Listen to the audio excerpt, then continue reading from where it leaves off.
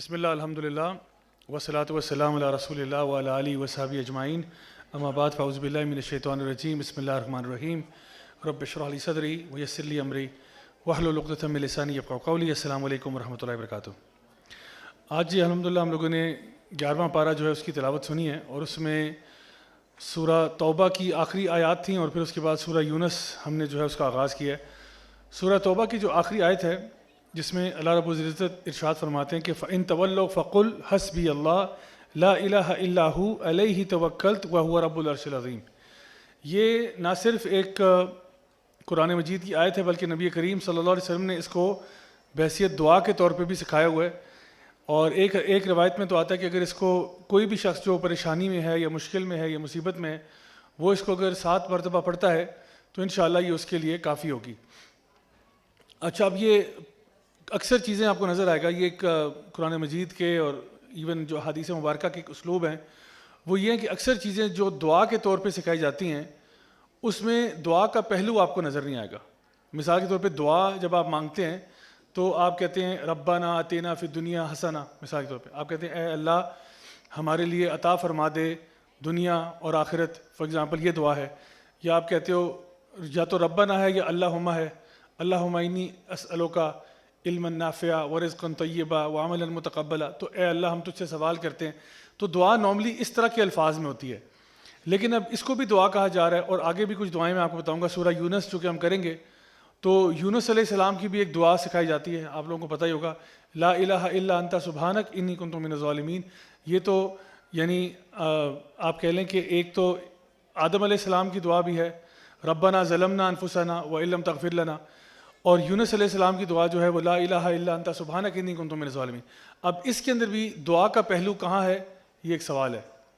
یعنی جب یونس علیہ السلام دعا کرتے ہیں کہ لا الہ الا انت سبحانک انی کنت من الظالمین، کہ یا اللہ تیرے علاوہ کسی کی عبادت ہم نہیں کرتے، لا الہ الا انت سبحانک تو بے عیب ہے اور ظلم تو ہم نے اپنی ذات پہ کر دیا.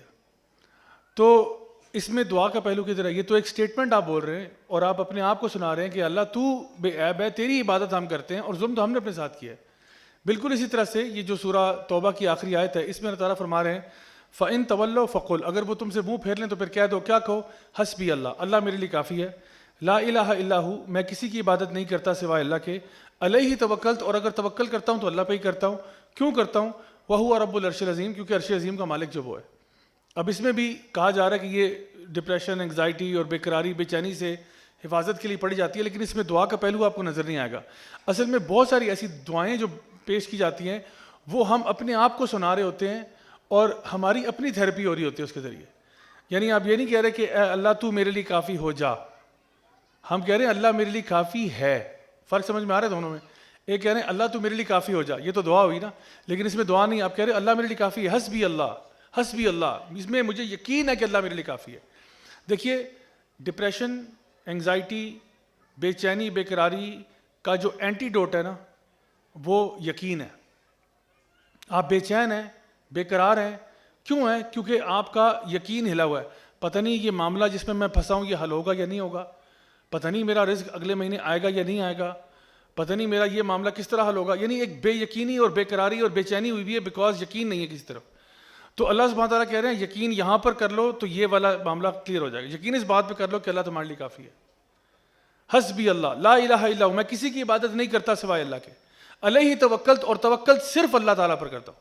توکل تو علیہ نہیں ہے، علیہ توکلت کا مطلب ہے صرف اللہ پر توکل کرتا ہوں، صرف اللہ پر بھروسہ کرتا ہوں. کیوں کرتا ہوں؟ کیونکہ پوری کائنات کا عرش عظیم کا مالک اللہ ہے. اللہ کے لیے کوئی چیز مشکل نہیں ہے، اللہ کے لیے کن فیکون ہے. میرے لیے پرابلم بہت بڑے بڑے ہوتے ہیں لیکن اللہ کے لیے وہ کچھ بھی نہیں ہے مسئلہ. میں جب نرسری کا ایک واقعہ آپ کو سناتا ہوں. ہماری کلاس میں ایک بچہ تھا، اس کا نا ٹیچر نے ہمیں کچھ کہا کہ آپ یہ کلرنگ شلرنگ کریں، تو سارے بچے اپنی کلرنگ شروع ہو گئے. تو ایک بچہ جو تھا وہ اس کی نا کلر پینسل کی نب ٹوٹ گئی. تو اب نرسری کا بچہ رونا شروع ہو گیا. تو ٹیچر نے اس کو ڈانٹا کہ تم کیوں رو رہے ہو اس طرح سے؟ تو اس نے کہا میری پینسل ٹوٹ گئی. کہتے ادھر آؤ ادھر آؤ. وہ ٹیچر کے پاس آئے، ٹیچر نے اپنا ڈراور کھولا، اس میں سے ایک اور کلر پینسل نکالی کہ یہ لو جاؤ یہاں سے، اور وہ مسکراتا ہوا اپنی سیٹ پہ واپس چلا گیا. اب دیکھیں اس بچے کے لیے نا پینسل کی نب ٹوٹنا قیامت ہے. کہ سارے بچے کلرنگ کر رہے ہیں، میں کلرنگ نہیں کر رہا، میری پینسل ٹوٹ گئی، اب میں کیا کروں گا، میں تو برباد ہو گیا، میں تو لٹ گیا. لیکن ٹیچر کے لیے وہ مسئلہ کچھ بھی نہیں، کہتے ادھر آؤ ادھر آؤ، یہ لو جاؤ. تو کبھی کبھار نا ہم رو رہے ہوتے ہیں کسی مسئلے پہ، ہمارے لیے وہ مسئلہ بہت بڑا ہوتا ہے، اللہ کے لیے وہ مسئلہ ہے؟ اللہ کے لیے وہ کچھ بھی نہیں ہے، وہ کن فیکون ہے اللہ کے لیے. لیکن جیسے میں نے آپ کو پہلے بتایا تھا، اللہ انہی مسئلوں کے ذریعے ہمیں آزماتا ہے کہ کون اللہ پر توکل کرتا ہے، کون اللہ پر بھروسہ کرتا ہے اور کون نہیں کرتا، کون اللہ پر توکل کرتا ہے اور کون جو ہے وہ کمپلیننگ ایٹیٹیوڈ اپنا لیتا ہے، کون جو ہے وہ صبر اور شکر کرتا ہے اور کون جو ہے وہ منہ پھیر لیتا ہے. تو اس لیے یہ جو دعا سکھائی جا رہی ہے، سورۃ توبہ کی آخری آیت ہے، یہ اکثر پڑھا کریں، اس سے اپنے آپ کو سنایا کریں، اپنے آپ کو سنایا کریں، صبح دوپہر شام اپنے آپ کو سنایا کریں، حسبی اللہ، اللہ میرے لیے کافی ہے، لا الہ الا ہو علیہ توکلت وہو رب العرش العظیم. بار بار اپنے آپ کو سنائیں تو آپ کے اندر یقین پیدا ہو جائے گا اللہ کی ذات پہ، اور جب یہاں یقین پیدا ہو جائے گا تو باقی پھر غم، ٹینشنیں اور پریشانیاں جو ہیں وہ دور چلی جاتی ہیں. اچھا، اسی میں اب اگلی سورہ جو ہے سورہ یونس، اس میں بہت سارے اسباق ہیں، چلیں ایک سبق پہ ہم بات کرتے ہیں. اور بائی دا وے جو میں نے پچھلی ابھی آیت آپ کو بتائی ہے نا، یہ جو لوگ بہت کمپلین کرتے ہیں کہ جی ہماری زندگی میں بندش ہو گئی اور یہ ہو گیا، رشتوں میں بندش، کاروبار میں بندش، فلاں میں بندش، مجھے بتائیں اللہ کو کوئی روک سکتا ہے؟ اگر اللہ کچھ کرنا چاہے کوئی روک سکتا ہے اللہ کی ذات کو؟ اللہ آپ کو رزق دینا چاہ رہا ہے، کسی میں اتنا دم ہے وہ اللہ کو روک دے؟ اللہ آپ کا کہیں رشتہ کرانا چاہ رہا ہے، اللہ نے آپ کے رشتے تو آسمانوں میں بنتے ہیں، آپ کو پتہ ہی ہے، تو اب کوئی بندش کروا دے اس میں؟ ہو سکتا ہے؟ آپ کی موت لکھی ہوئی ہے، بچے کے پیدا ہونے سے پہلے موت لکھ دی جاتی ہے، بچے کے پیدا ہونے سے پہلے بچہ ماں کے پیٹ میں ہوتا ہے نا، رزق لکھ دیا جاتا ہے. اب کون ہے جو اللہ تعالیٰ کی اس تقدیر کو چینج کرے آگے؟ تو اس لیے یہ جو لوگ کمپلین کرتے ہیں ان کا بھی اینٹیڈوٹ یہی آیت ہے، فَإِن تَوَلَّوْا فَقُلْ حَسْبِيَ اللَّهُ لَا إِلَٰهَ إِلَّا هُوَ عَلَيْهِ تَوَكَّلْتُ وَهُوَ رَبُّ الْعَرْشِ الْعَظِيمِ. تمام پریشانیوں سے نجات ہے. اب سورہ یونس کی آیت نمبر 5 میں اللہ سبحانہ تعالیٰ فرماتے ہیں، هُوَ الَّذِي جَعَلَ الشَّمْسَ ضِيَاءً وَالْقَمَرَ نُورًا وَقَدَّرَهُ مَنَازِلَ. اب اللہ تعالیٰ فرماتے ہیں کہ اللہ تعالیٰ نے وہی اللہ ہے جس نے سورج کو ایک روشن چیز بنایا، چاند کو ایک ریفلیکٹڈ لائٹ بنایا، اور اللہ تعالیٰ نے ہر چیز کی مقدار جو ہے وہ کی اس لیے کی کہ آپ جو ہے وہ لِتَعْلَمُوا عَدَدَ سِنِينَ والحساب، تاکہ آپ اندازہ لگا سکیں نمبرز کا، کاؤنٹنگ کا، سالوں کا. ما خلق اللہ ذالک الا بالحق، یعنی اللہ تعالیٰ کی کوئی چیز جو ہے وہ اللہ تعالیٰ یعنی بغیر حق کے، بغیر کسی ٹروتھ کے پیدا نہیں کرتا.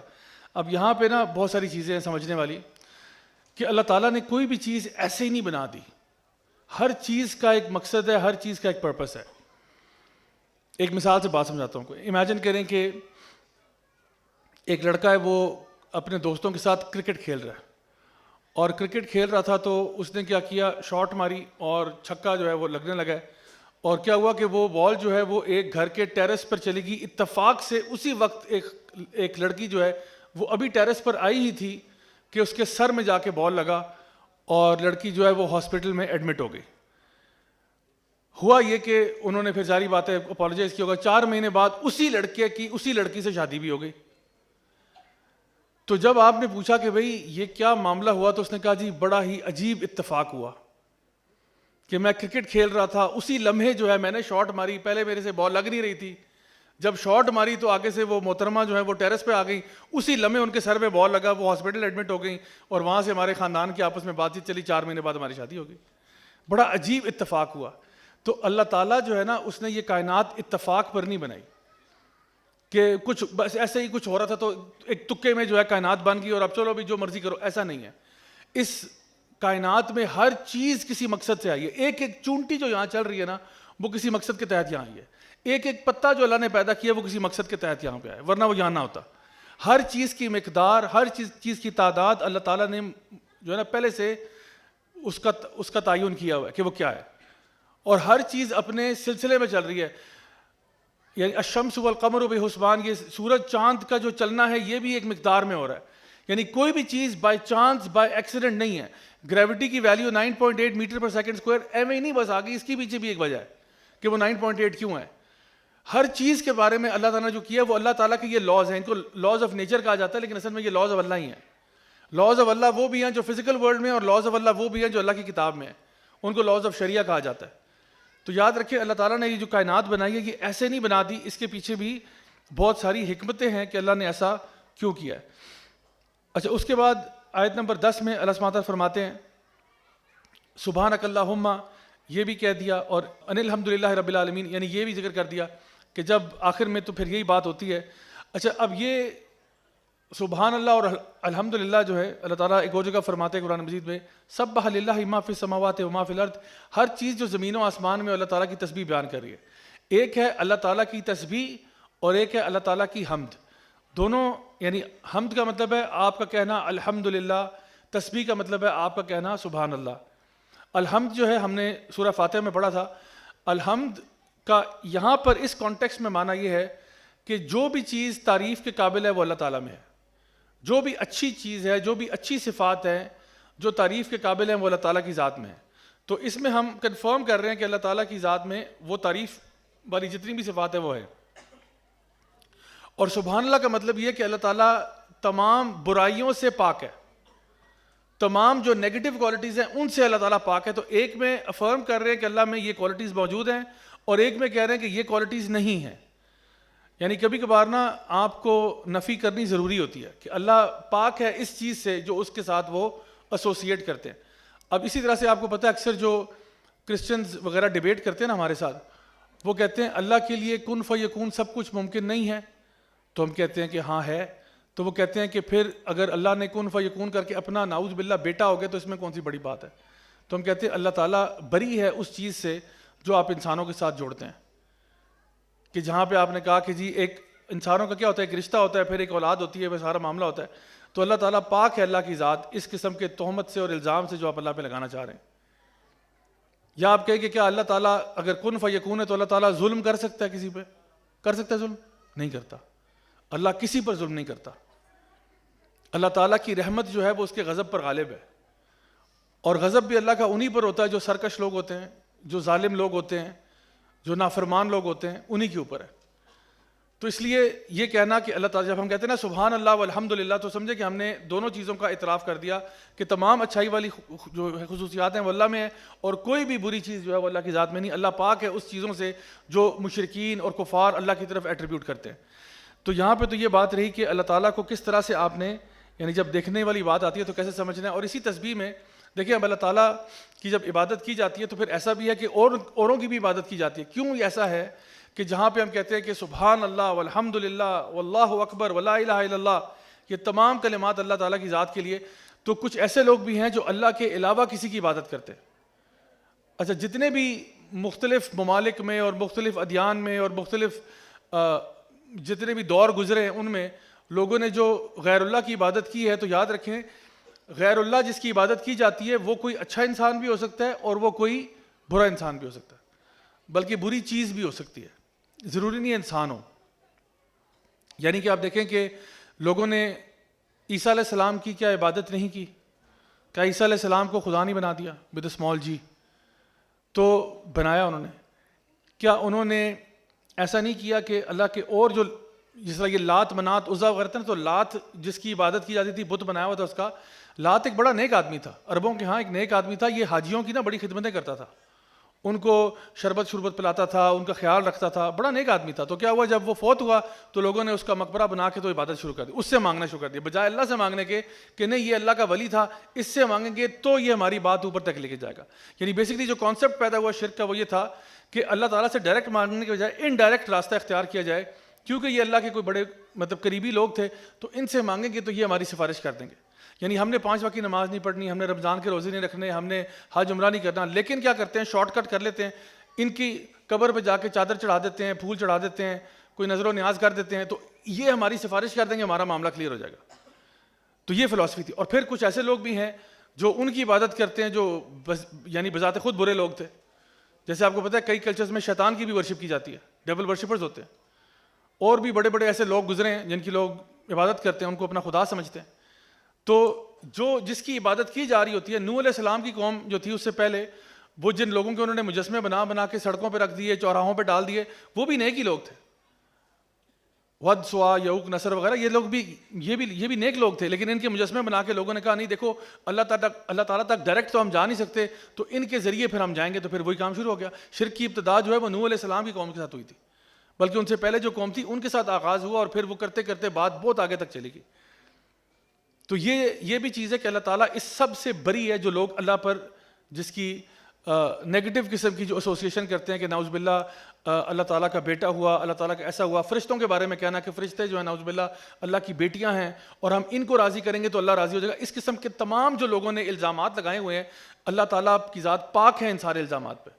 اور یہ کہاں سے آئے, بس پتہ نہیں کسی نے کوئی دماغ میں خیال آیا تو لگا دیا. اور یہ حال آج بھی ہمارے ملک میں نظر آتا ہے. ایک ہمارے شیخ صاحب نے ہمیں جو نا لطیفہ سنایا, وہ کہتے ہیں کہ ایک شخص تھا, وہ کسی بزرگ کی قبر تھی, اس کے اوپر وہ پیر بن کے بیٹھ گیا.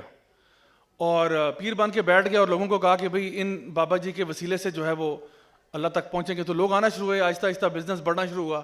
لوگ آتے تھے, پیسے ڈال دیتے تھے, چادر چڑھا دیتے تھے, کوئی جو ہے نا وہ کھانا لا کے وہاں پہ چڑھا رہا ہے. تو پیر صاحب کا بزنس اچھا چل رہا تھا. پیر صاحب کا ایک منشی تھا, ایک سیکرٹری تھا جو ان کے سارے منی مینجمنٹ کرتا تھا. کئی سال گزر گئے, 10 15 20 سال گزر گئے, تو وہ پیر صاحب کا اور منشی صاحب کا لڑائی ہوگی آپس میں. تو منشی نے کہا جی بس بس میں نے تو بہت دیکھ لیے لوگ, میں جا رہا ہوں یہاں سے, چھٹی کر رہا ہوں, تو مجھے میرا وہ لیونگ سرٹیفکیٹ دیں تاکہ میں نکلوں یہاں سے. تو انہوں نے کہا لیونگ سرٹیفکیٹ تو نہیں, البتہ یہ گدھا لے جاؤ اپنے ساتھ. تو اس نے کہا ٹھیک ہے, مطلب میری 20 سال کی سروس کے بعد مجھے گدھا مل رہا ہے. انہوں نے کہا بس اتنا ہی ہے, چلو یہاں سے. تو وہ گدھا لے کے روانہ ہو گیا. اب منشی صاحب جا رہے ہیں, ہی از لوکنگ فار امپلائمنٹ. وہ کہہ رہے ہیں مجھے اب امپلائی کون کرے گا. ایکسپیرینس بڑا ہے, 20 سال کا ایکسپیرینس ہے مارکیٹنگ کا, ٹھیک ہے نا. تو مارکیٹنگ ایکسپیرینس ہے 20 سال کا, اور فائنینشیل مینجمنٹ بھی آتی ہے بڑی اچھی. تو کیا ہوا, وہ راستے میں جا ہی رہا تھا, ابھی اپنے آپشنس کیلکولیٹ کرتا کہ میں کون سا بزنس, کہاں بزنس کروں, کہ وہ گدھا ہی بیچارہ مر گیا اس کا. اس نے کیا کیا, اس نے کہا چلو جی اللہ کی طرف سے یا اللہ میری مدد فرما, اب میں کیا کروں. گدھے کو اس نے نا وہیں دفن کر دیا. ادھر سے قافلہ گزرا تھا, ان کو لگا قبر پتہ نہیں کون سی خاص قبر ہوگی, یہ بندہ یہاں بیٹھا ہوا ہے, رو رہا ہے, کیونکہ وہ اللہ سے دعا کر رہا تھا. تو انہوں نے کہا کوئی بڑی خاص قبر ہوگی. وہ آئے, ان کا بھائی یہ حضرت کون ہے. انہوں نے کہا کوئی نہیں, دعا کرو دعا کرو. انہوں نے دعا کی تو ان کی دعا پوری ہو گئی. تو انہوں نے کہا یہ تو کوئی بہت ہی پہنچے ہوئے تھے سب جو نا صاحب جن کی قبر پہ آپ بیٹھے. انہوں نے کہا ہاں یہ پہنچے ہوئے تو بہت ہیں. اس نے کہا بھائی یا اللہ تو نے تو میری سن لی, یہ تو مارکیٹنگ اپرچونیٹی خود بخود آ گئی. انہوں نے کہا خدا کی قسم ہم اگلے سال دوبارہ آئیں گے اور اس قبر پہ پورا مقبرہ بنا کے جائیں گے, پورا مزار بنائیں گے. وہ اگلے سال آئے اور ایسا ہی ہوا, پورا مزار بن گیا. دیکھتے ہی دیکھتے, وہ تو بزنس مائنڈیڈ بندہ تھا, منشی صاحب جو ہیں ان کی لاٹری نکل آئی. وہاں پہ لوگ جوک تر جوک آنا شروع ہو گئے, اوپر جھنڈے شنڈے لگا دیے. لوگ آتے تھے, کسی کو بہت ہی بزرگ یہاں فوت ہوئے ہیں اور قبر کے اوپر رش لگا ہوا ہے, لوگ آ رہے ہیں, دعائیں مانگ رہے ہیں, منتیں قبول ہو رہی ہیں, سب معاملہ چل رہا ہے. اور میں آپ کو بتاؤں کبھی کبھار ایسا ہوتا ہے کہ جب لوگ اس طرح کی نیگیٹو حرکتیں شروع کرتے ہیں, اللہ ان کو اسی میں گمراہ کر دیتا ہے. اللہ ان کو اسی میں گمراہ کر دیتا ہے. اور پھر وہ لوگ آتے گئے اور وہاں سسٹم چلتا گیا. وہ منشی جو ہے اس نے اپنے آپ کو پروموٹ کر دیا ٹو پیر لیول. اب وہ منشی کیا بن گیا, پیر بن گیا. اور اس پوری جو ہے نا وہ مقبرے کے اوپر بیٹھا ہوتا ہے, لوگ آتے ہیں, پیر صاحب ہاتھ چومتے ہیں, پاؤں چومتے ہیں, واہ واہ سبحان اللہ, بزنس بھی مینج کر رہا ہے. اور ظاہری بات ہے یہ تو پیر صاحب الٹرا پرو میکس ہے نا, کیونکہ وہ تو پیر صاحب سے, یہ پیر صاحب ود مارکیٹنگ ڈگری بھی ہے, تو اس کا بزنس تو بالکل زبردست ہو گیا. یہ خبر پہنچی اوریجنل پیر صاحب کو کہ جی آپ ہی کے علاقے سے تھوڑے فاصلے پر ایک اور کوئی بہت بڑے بزرگ کی قبر ہے اور وہاں پہ لوگوں کی دعائیں جو ہیں وہ کبھی ضائع نہیں جاتی. تو پیر صاحب نے کہا یہ کون جمعہ 8 دن ادھر آیا. تو وہ پیر صاحب چلے گئے دیکھنے کے لیے. پیر صاحب کے دیکھا کہ تو منشی بیٹھا ہوا ہے اور منشی صاحب پیر بنے ہوئے ہیں, ان کے ہاتھ لوگ چوم رہے ہیں, ان کو یہ ہو رہا ہے, پروٹوکول ملی ہوئی ہے. تو پیر صاحب نے کہا پتر تجھے میں دیکھتا ہوں, ٹھیک ہے نا. تو اس نے نا ہاتھ جوڑے کہ پیر صاحب ذرا میرے سے پرائیویٹ میں مل لیجیے گا. تو خیر پرائیویٹ میں گئے. تو اس نے کہا چلے میں آپ کو کھانا شانا کھلاتا ہوں. کھانا شانا کھا رہے تھے. تو کہتا ہے پیر صاحب, انہوں نے کہا یہ تم نے کیا کیا. کہتا ہے بس اچھا یہ بس دیکھیں جی یہ اس طرح کام چل رہا ہے یہ وہ. کہتا ہے مجھے پیر صاحب کہتے ہیں مجھے سچ سچ بتاؤ یہ قبر کس بزرگ کی ہے اور کون سے کرامات ہیں جو یہ بزرگ پورے کر رہے ہیں جو میں نہیں کر پایا. تو انہوں نے کہا پیر صاحب میں آپ کو نا راز کی بات بتاؤں گا, آپ قسم کھائیں کہ آپ نے کسی کے ساتھ شیئر نہیں کرنی. پیر صاحب کہتے ہیں تم مجھے ٹرسٹ کرو, میں شیئر نہیں کرتا. کہتے ہیں خدا کی قسم کھائیں آپ شیئر نہیں کریں. کہتا ہے میں قسم کھاتا ہوں میں شیئر نہیں کروں گا. کہتے ہیں پیر صاحب بات یہ ہے کہ اس میں وہ جو آپ نے مجھے گدھا دیا تھا نا یہ اس کی قبر ہے. تو پیر صاحب کہتے ہیں بڑے حیران ہوتے ہیں. کہتے ہیں اچھا ویسے تم نے ایک راز کی بات بتائی ہے, ایک راز کی بات مجھ سے بھی سن لو. کہتے ہیں جس قبر پر تم 20 سال تم نے ڈیوٹی دی ہے نا وہ اس کے باپ کی قبر تھی. تو چکر یہ کہ کبھی کبھار جو ہے نا لوگ جن کی عبادت کر رہے ہوتے ہیں وہ واقعی نیک لوگ ہوتے ہیں, اور کبھی کبھار جن کی لوگ عبادت کر رہے ہوتے ہیں وہ کچھ بھی نہیں ہوتے اور ان کو بنا دیا ہوتا ہے اور اللہ تعالیٰ اسی میں لوگوں کو گمراہ کر دیتا ہے. تو اس لیے اس طرح کے نکالوں سے ہوشیار رہیں اور اپنے آپ کو بچا کے رکھیں. اچھا اگلی آیت میں ہم یہاں پہ دیکھتے ہیں کہ سورہ یونس کی آیت نمبر 14 میں اللہ سبحانہ تعالیٰ فرماتے ہیں کہ ثم جعلناکم خلائف فی الارض من بعدہم, کہ ہم نے پھر اس کے بعد تمہیں جو ہے وہ زمین میں خلیفہ بنا دیا. کیا کرنے کے لیے کہ تاکہ دیکھا جائے کیف تعلمون، کہ تاکہ دیکھا جائے کہ تم کرتے کیا ہو۔ اب اللہ سبحانہ تعالیٰ یہاں پہ ایک اور بڑا امپورٹنٹ کانسیپٹ بتا رہے ہیں کہ کبھی کبھار کیا ہوتا ہے کہ اللہ تعالیٰ ایک قوم کو مائنس کر دیتے ہیں جنہوں نے اللہ کے ساتھ نافرمانیاں کی، اللہ کے خلاف، اللہ کے قانون کی خلاف ورزی کی، اللہ تعالیٰ پھر ان کو تباہ کر دیتا ہے۔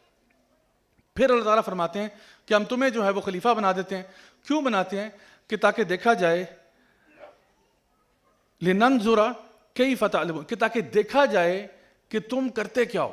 اب دیکھیں یہ کتنی حکمت کی بات ہے کہ اللہ تعالیٰ کہتا ہے کہ پھر ہم تمہیں پاور دیتے ہیں، تمہیں اتھارٹی دیتے ہیں، تمہیں بیوی دیتے ہیں، تمہیں بچے دیتے ہیں، تمہیں پیسہ دے دیتے ہیں، تمہیں تھوڑی سی اتھارٹی بھی دے دیتے ہیں، تھوڑی سی پاور دے دیتے ہیں، تمہیں خاص کسی پوزیشن پہ ڈال دیتے ہیں۔ دیکھتے ہیں اب تم کیا کرتے ہو۔ تمہارے سے پہلے جو آئے تھے وہ تو بڑے کرپٹ تھے، انہوں نے تو قوم کو لوٹا، انہوں نے تو قوم کا ستیہ ناش کیا، اور ہر وقت ہم یہ کہتے تھے کہ جی ہم بڑے نازک صورتحال سے گزر رہے ہیں۔ تو پھر اللہ تعالیٰ تمہیں آزما کے دیکھ لیتا ہے کہ تاکہ دیکھیں تو صحیح تم کرتے کیا ہو، اور یقیناً اللہ تعالیٰ پھر اس کا حساب لے گا آپ سے، جس طرح ان کا حساب ہوا تھا تو آپ کا حساب نہیں ہوگا۔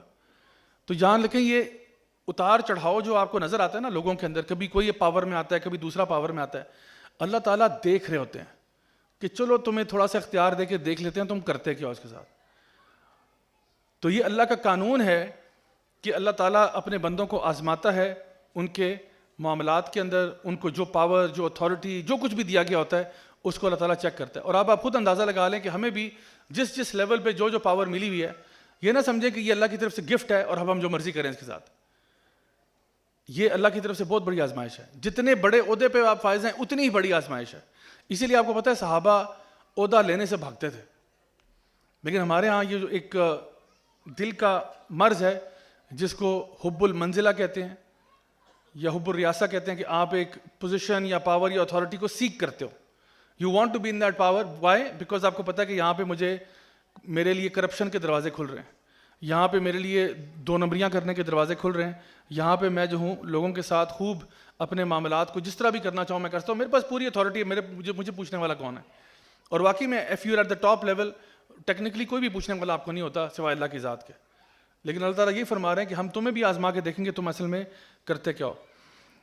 تو پھر اللہ تعالیٰ فرماتے ہیں یہاں پہ، یا ایھا الناس قد جاءتکم موعظۃ من ربکم وشفاء لما فی الصدور وہدی ورحمۃ للمؤمنین، کہ اب ہم نے تم پر ایک انسٹرکشن نازل کر دی ہے اللہ کی طرف سے، اور وہ کیا ہے؟ وہ تمہارے لیے شفاء لما فی الصدور، وہ جو تمہارے دلوں میں بیماریاں نا ان کی صفائی کے لیے اللہ تعالیٰ فرما رہے ہیں کہ ہم نے یہ قرآن نازل کر دیا۔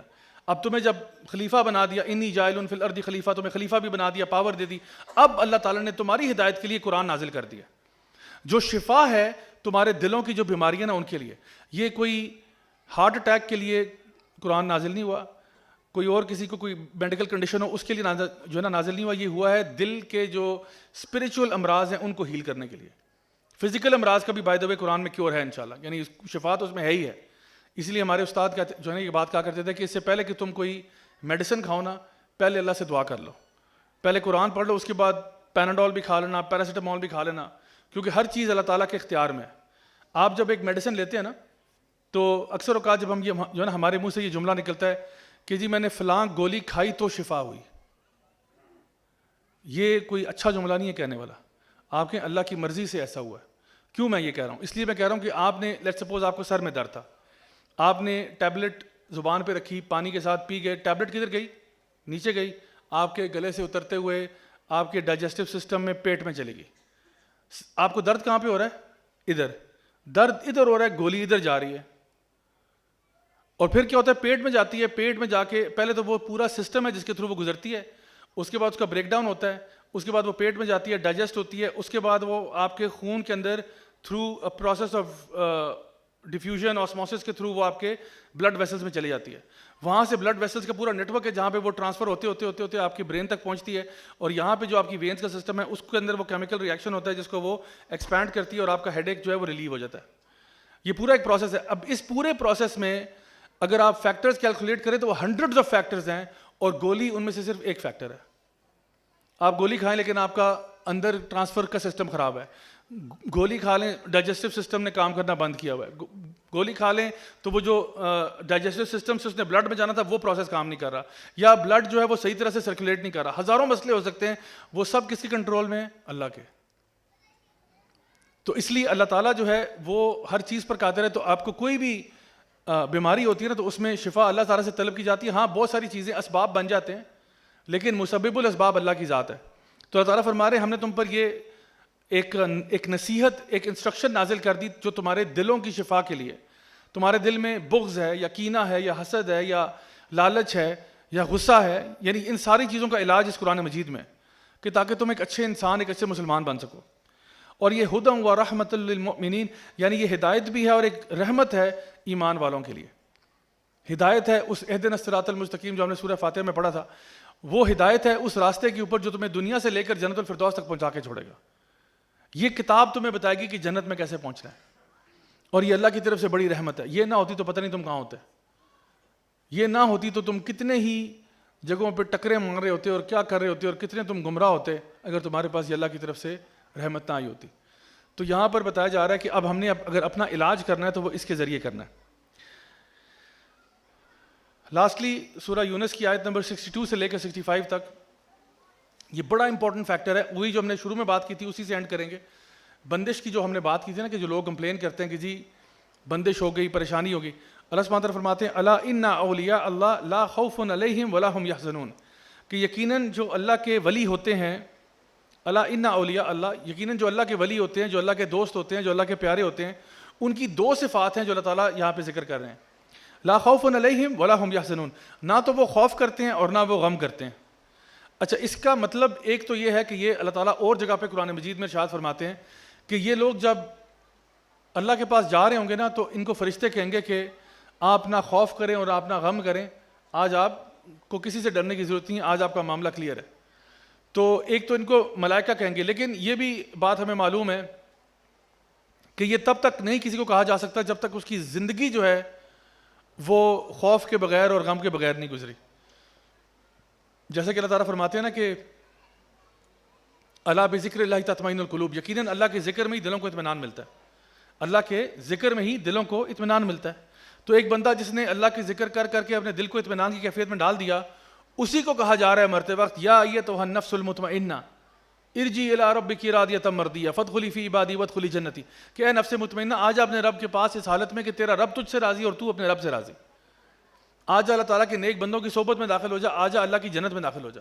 تو جب تک دنیا میں آپ نفس مطمئنہ نہیں بنیں گے تو آخرت میں سننا کیسے نصیب ہو جائے گا آپ کو؟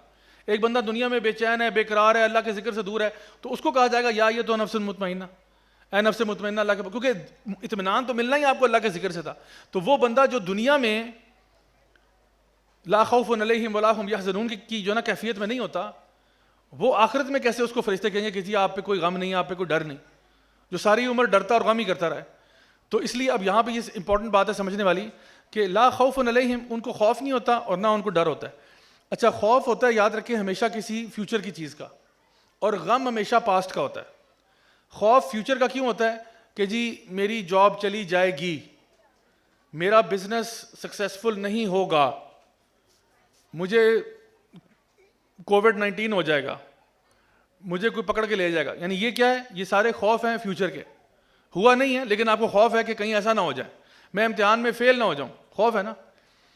تو یہ خوف ہمیشہ فیوچر کا ہوتا ہے اور غم پاسٹ کا ہوتا ہے. یار میں نے کاش ایسا نہ کیا ہوتا, یہ میں نہ کرتا, اس کو میں نے زیادتی کر دیا, مجھے ایسا نہیں کہنا چاہیے تھا اس کو. غم ہمیشہ یار کاش میں نے پہلے پڑھ لیا ہوتا تو آج میں فیل نہ ہوتا. تو غم ہمیشہ ماضی کا ہوتا ہے اور خوف ہمیشہ فیوچر کا ہوتا ہے. لیکن جو اللہ کا نیک بندہ ہے وہ ان دونوں سے بری ہے. کیوں بری ہے؟ زندگی میں مشکلیں تو اس کی بھی آتی ہیں, لیکن اس کا مینٹل ایٹیٹیوڈ ایسا ہے کہ اس کو پتہ ہے کہ بھئی خوف کرنے کی کیا ضرورت ہے جب اللہ میرے ساتھ ہے, اور غم کرنے کی کیا ضرورت ہے جب جو ہو گیا سو ہو گیا, اب آگے چلو. یعنی اگر انسان نے بہت سارے گناہ بھی کیے نا تو اس کو پتہ ہے کہ اللہ تعالیٰ کہتے ہیں یا ایتھا النفس المطمئنہ ارجعی الی ربک راضیۃ مرضیہ. اگر اب میں نفس مطمئنہ بن جاؤں تو مجھے تو بشارتیں ہی ملنی ہیں. ٹھیک ہے مجھ سے غلطیاں ہوئی پاس میں, اللہ تعالیٰ بھی فرماتے ہیں کہ قل یا عبادی الذین اسرفوا علی انفسہم لا تقنطوا من رحمت اللہ ان اللہ یغفر الذنوب جميعا. اے میرے بندو جنہوں نے اپنی ذات کے ساتھ ظلم کیا گناہ کر کے, اللہ تعالیٰ کی رحمت سے مایوس نہیں ہونا. کیوں؟ کیونکہ اللہ تعالیٰ تو تمام گناہوں کو معاف کر سکتا ہے. تو اگر آپ نے توبہ کر لیا اب آگے چلیں. توبہ کر لیا نا, اللہ تعالیٰ فرما رہا ہے میں معاف کرتا ہوں. اب آپ اس کو لے کے بیٹھ جائیں. Don't dwell on your past, move forward, move forward. کیونکہ اگر آپ پاسٹ پہ ڈویل کریں گے نا بہت زیادہ, تو آپ کے اندر ایک پیرالائسس کی اسٹیٹ پہ پہنچ جائیں گے. آپ کام کرنا چھوڑ دیں گے. آپ کہیں گے یار وہ میرا غم, وہ میرا دکھ, یار نہیں یار بس غلطی ہوگی, اور چھوڑو ٹھیک ہے یار غلطی ہوگی, توبہ کر آگے چل. اللہ تعالیٰ فرماتے ہیں تو زمین و آسمان کو بھی گناہوں سے بھر دے, اس سے بڑی مغفرت میں تجھے دے سکتا ہوں. تو سارے سمندر بھی گناہوں سے بھر دے, اس سے بڑی مغفرت میں تجھے دے سکتا ہوں. تو پھر اب پریشان ہونا چھوڑو اور آگے چلو. اب دیکھو کہ میں اب بہتر کیا کر سکتا ہوں. دیر از نو پوائنٹ کرائنگ اوور اسپلٹ ملک. دودھ گر گیا نا, اس پہ رونے کا فائدہ نہیں ہے. یا تو ہوتا نا کہ آپ کے رونے سے دودھ واپس آ جاتا گلاس میں, تو میں کہتا چلو یار تم بھی رو لو تھوڑا سا. لیکن جب ہو نہیں سکتا, اب آگے سوچو کہ میں اپنے آپ کو بہتر کیسے کر سکتا ہوں. غلطی ہو گئی سو ہو گئی, اب آگے چلو. تو وہ توبہ کرتا ہے اور آگے چلتا ہے, توبہ کرتا ہے, خیر کے معاملات کرتا ہے, آگے چلتا ہے. تو اس لیے جو اللہ کا نیک بندہ ہے وہ پاسٹ کے بارے میں غم نہیں کر رہا ہوتا. ٹھیک ہے یار ندامت محسوس ہوئی تھی, but now I moved on. دکھ بھی ہوا تھا لیکن ناؤ آئی مووڈ آن. میں اس میں ڈویل نہیں کر رہا. پاسٹ میں زندہ نہیں ہوں. I am not living in the past. نہ ہی میں فیوچر کے بارے میں ڈرتا ہوں. کیوں نہیں ڈرتا فیوچر سے؟ کیونکہ حسبی اللہ, حسبی اللہ, اللہ میرے ساتھ ہے. حسبی اللہ لا الہ الا هو علیہ توکلت وهو رب العرش العظیم. اللہ میرے ساتھ ہے اور جو بھی میری زندگی میں ہوگا وہ بہتر ہی ہوگا انشاءاللہ. میں اپنی طرف سے کوشش پوری کروں گا. میں فار ایگزامپل کہیں پہ داخلہ لینا چاہتا تھا, یا میں کہیں پہ بزنس کرنا چاہتا تھا, یا کہیں پہ رشتہ بھیجنا چاہتا تھا, یا میں کوئی اور نیا وینچر شروع کرنا چاہتا ہوں. مجھے ڈر لگ رہا ہے پتہ نہیں یہ ہوگا نہیں ہوگا, لیکن اللہ میرے ساتھ ہے نا, تو ٹینشن کوئی نہیں ہے. کیونکہ جو بھی ہوگا ٹھیک ہی ہوگا میرے لیے. ہاں میری عقل سمجھ اتنی نہیں ہے کہ میں پوری دنیا کے معاملات سمجھ جاؤں. اللہ کو پتہ ہے, اللہ میری ماں سے زیادہ مجھ سے محبت کرتا ہے, اور مجھے اس بات پر یقین ہے, تو میں فیوچر کے بارے میں ڈرتا نہیں ہوں. I tell you, this makes you fearless. When you know کہ اللہ is with you, آپ fearless ہو جاتے ہو. عبداللہ ابن عباس رضی اللہ عنہما کو نا نبی کریم صلی اللہ علیہ وسلم نے کہا کہ اگر پوری دنیا کی قومیں بھی تیرے خلاف کھڑی ہو جائے نا تجھے نقصان پہنچانے کے لیے, وہ تجھے کچھ نقصان نہیں پہنچا سکتی سوائے اس کے جو اللہ نے پہلے سے لکھا ہوا ہے. اور اگر پوری دنیا کی قومیں اکٹھی ہو جائے تجھے کچھ فائدہ پہنچانے کے لیے, وہ تجھے رائی برابر بھی فائدہ نہیں پہنچا سکتی سوائے اس کے جو اللہ نے پہلے سے لکھا ہوا ہے. The pens have been lifted and the ink is dry. That's what he said. کہ جو ہوگا وہ اللہ کی مرضی سے ہوگا, تو ٹینشن نہیں لے, اللہ تجھے کبھی ضائع نہیں کرے گا. تو جب اللہ ضائع نہیں کرے گا تو پھر یار let's do what we have to do. پھر مجھے کیا ضرورت پڑی ہے کہ میں لوگوں کے پیئر پریشر میں ہوں؟ میں خود کیوں نہ پیئر پریشر بن جاؤں. مجھے کیا ضرورت پڑی ہے کہ میں کہوں نہیں نہیں اب ایسے ہوگا تو ویسے. بھائی اللہ میرے ساتھ ہے تو کیا, I have to do the right thing. جو بھی صحیح کام کرنے والا ہے مجھے وہ کرنا چاہیے, بغیر کسی خوف کے, بغیر کسی غم کے, بغیر کسی ٹینشن کے. تو یہ جو مائنڈ سیٹ ہے نا, یہ آپ کو ٹرولی لبریٹ کر دیتا ہے. ہر قسم کے شکل سے, ہر قسم کے شکنجوں سے آپ کو باہر نکال دیتا ہے کہ میں وہی کروں گا جو صحیح کام کرنے والا ہے. اگرچہ بت ہیں جماعت کی آستینوں میں, مجھے ہے حکم اذان لا الہ الا اللہ, میں نے اذان دینی ہے. کوئی آئے نہ آئے میرا وہ کنسرن نہیں ہے. میرا کنسرن یہ ہے جو اللہ نے مجھے کہا ہے میں نے وہ کام کرنا ہے. اور انشاءاللہ تعالیٰ چونکہ اللہ میرے ساتھ ہے, اللہ میری ماں سے زیادہ مجھ سے محبت کرتا ہے, اللہ میرے ساتھ ہمیشہ وہی معاملہ کرے گا جو میرے لیے بہتر ہوگا. چاہے مجھے اس وقت سمجھ میں بھی نہ آئے, لیکن ہوگا وہی جو میرے لیے بیسٹ ہوگا. سو جب آپ یہ رویہ اختیار کر لیتے ہیں تو آپ کا کیا زبردست اسٹیٹ آف مائنڈ ہوتا ہے. یہ وہ اسٹیٹ آف مائنڈ ہے جس کو آپ ڈیفیٹ نہیں کر سکتے. شیخ الاسلام ابن تیمیہ کہا کرتے تھے میرے دشمن میرا کیا کر لیں گے, کیا کر لیں گے میرے دشمن, مجھے قتل کر دیں گے. ہم شہادت کی تمنا رکھتے ہیں, شہادت سے بڑا درجہ ہی کوئی نہیں. مجھے جلا وطن کر دیں گے, ملک سے باہر نکال دیں گے. ہم وی ول ٹریول ان دی ارتھ, سیرو فی الارض, ہم زمین میں گھومیں گے, اللہ تعالیٰ کی جو ہے نا خلقت کو دیکھیں گے, اللہ کی تعریفیں بیان کریں گے. جیل میں بند کر دیں گے تو ہم تنہائی میں بیٹھ کے اللہ کا ذکر کریں گے. What can you do to me. یعنی شیخ الاسلام ابن تیمیہ کہتے تھے کہ میرے دشمن کیا بگاڑیں گے, میری جنت تو میرے دل میں ہے, میں اس کو اپنے ساتھ لے کے پھرتا ہوں. آپ امیجن کریں, دس از دا مائنڈ سیٹ ایک بلیور کا جو کبھی بھی اس کو ڈیفیٹ نہیں ہونے دیتا. ورنہ کسی بندے کو جس کو دنیاوی طرف اس کی فکریں ہوتی ہیں نا, اس کے اوپر اس میں سے آدھے بھی مسئلے آ جائیں وہ ٹوٹ جاتا ہے, کلیپس کر جاتا ہے. لیکن جو ایمان والے لوگ ہوتے ہیں وہ بالکل ٹینشن نہیں لے رہے, تو کہتے ہیں ہر حال میں ہمارے لیے فائدہ ہے. نبی کریم صلی اللہ علیہ وسلم کی حدیث تھی, آپ نے فرمایا مومن کا معاملہ کتنا ہی شاندار ہے, کتنا ہی زبردست ہے کہ جب اس کے ساتھ کچھ اچھا ہوتا ہے تو اس کے لیے اچھا ہوتا ہے, اس پہ وہ اللہ کا شکر ادا کرتا ہے, اور جب اس کے ساتھ کچھ برا بھی ہوتا ہے تو وہ بھی اس کے لیے اچھا ہی ہوتا ہے. کیوں؟ کیونکہ اس پہ وہ صبر کرتا ہے اور اس کے درجات بلند ہوتے ہیں. اللہ تعالیٰ فرماتے ہیں کہ وبشر الصابرین, صبر کرنے والوں کو خوشخبریاں سنا دو. تو اگر آپ کو لگتا ہے کہ جی میری لائف میں کوئی بندش ہے, کوئی پرابلم ہے, کوئی ڈیفیکلٹی ہے, کوئی معاملہ ہے, کوئی یہ ہے وہ, نہ آپ نے خوف کرنا ہے, نہ آپ نے غم کرنا ہے. جو پاس میں غلطیاں ہوئیں, ڈونٹ وری اباؤٹ اٹ, توبہ کرو, استغفار کرو, آگے چلو. ہر ابن آدم خطا کار ہے, نبی کریم صلی اللہ علیہ وسلم کی حدیث ہے. ہر ابن آدم خطا کار ہے, بہترین وہ ہیں جو توبہ کر لیتے ہیں. ان اللہ یحب التوابین, یقیناً اللہ محبت کرتا ہے ان گناہ گاروں سے جو توبہ کر لیتے ہیں. تو پاس میں غلطی ہوئی, توبہ کرو, آگے چلو, نمبر 1. نمبر 2, فیوچر کے بارے میں ڈرنے کی ضرورت نہیں ہے, کیونکہ جو کچھ ہوگا اللہ کی مرضی سے ہی ہوگا. کیا خیال ہے, جو کچھ ہوگا وہ اللہ کی مرضی سے ہی ہوگا. تو اللہ کی مرضی بہتر ہے یا آپ کی مرضی بہتر ہے؟ بات ختم ہو گئی. تو پھر کوئی ٹینشن نہیں. تو پھر انسان نا ایک بڑے ہی سکون والے مائنڈ سیٹ میں ہوتا ہے. میں آپ کو بتاؤں, آپ ملٹی ملینئر بھی ہو, آپ کے پاس 4 لاکھ کا میٹرس بھی ہو, لیکن آپ کے پاس بے چینی اور بے قراری ہو سکتا ہے آپ کی ہو اتنی زیادہ کہ آپ کو رات کو نیند نہ آتی ہو, ڈسپائٹ دا فیکٹ کہ آپ بڑے ہی زبردست میٹرس میں سوتے ہیں اور لگزوریس سا گھر ہے اور گاڑیاں یہ وہ, لیکن چونکہ آپ کے اندر یہ سینٹیمنٹ نہیں ہے نا, تو آپ بے چین ہیں, بے قرار ہیں, ہر وقت ٹینس رہتے ہیں. اور ہو سکتا ہے کہ ایسا کوئی غریب ہو جو مسجد کے اندر ایک پھٹی ہوئی چٹائی پہ سو جاتا ہو سکون کے ساتھ, آرام کے ساتھ. کیوں؟ کیونکہ اس کا توکل اس کے رب کی ذات پر ہے. تو یہ جو انر پیس ہے نا, انر پیس, یہ ایکوائر کرنا ہمارے لیے ایک ایبسولوٹ نیسیسٹی ہے اگر آپ نے اس دنیا میں زندہ رہنا ہے. ورنہ آپ آدھے پاگل ہو جائیں گے دنیا کے مسئلے سن کے. اس لیے اگر آپ ریلی اپنے آپ کو ٹرولی مینٹلی اور اسپرچولی اور ایموشنلی لبریٹ کرنا چاہتے ہیں تو اس بات پر یقین کر لو کہ جو ہو گیا سو ہو گیا, اللہ تعالیٰ معاف فرمائے. آگے کی ٹینشن نہیں لینی, اللہ میرے ساتھ ہے, میں نے کوشش پوری کرنی ہے. اب اس کا یہ کوئی مطلب نہ لے کہ ٹینشن نہیں لینے کا مطلب یہ ہے کہ میں بالکل ہی بس اب گھر بیٹھ جاتا ہوں, چل کرتا ہوں. نہیں, آپ نے محنت کرنی, حرکت میں برکت ہے. آپ جو بھی خیر کا معاملہ ہے اس کی طرف حرکت ضرور کریں گے آپ, چاہے وہ کسی جگہ پہ اپلائی کرنا ہو, کہیں پہ جاب لینی ہو, کوئی بزنس اسٹارٹ کرنا ہو, اس کے لیے محنت کریں.